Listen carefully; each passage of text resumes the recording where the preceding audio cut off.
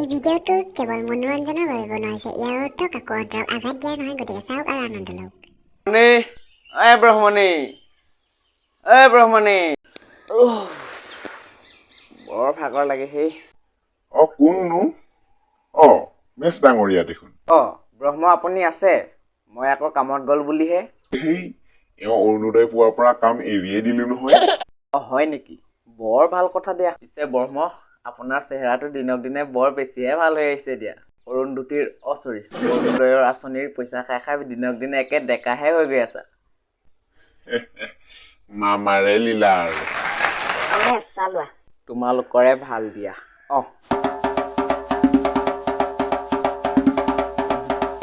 হেৰি নহয় ব্ৰহ্মণী, ইমান দিনৰ মূৰত আহিলেও খালি চাহে বেয়া দেখিছে।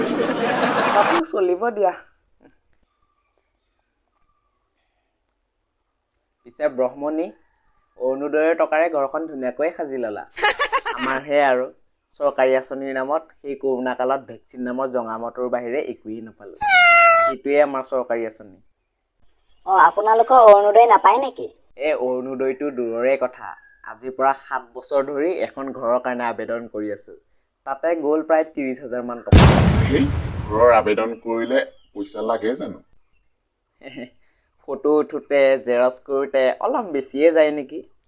কিন্তু ঘৰখন আজিলৈকে নাপালো। বাৰীৰ জংঘল ঘৰ বনাম বুলি চাফা কৰি থলো, আৰু সেইখিনি জেগাত আকৌ জংঘল গজি গ'ল।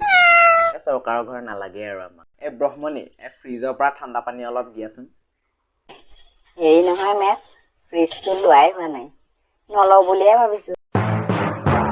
ইমান ধুনীয়াকৈ ঘৰখন সাজি ললা, ফ্ৰিজ এটাও আনি লোৱা নাই নে?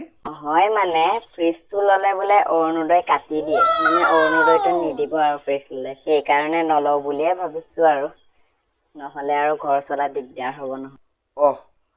আপোনালোক মানে অৰুণোদয়ৰে পুৰা ঘৰখন চলি আছে ন? কৃষ্ণ, মই উঠিছো দিয়া হা। দিয়া ঠিক আছে।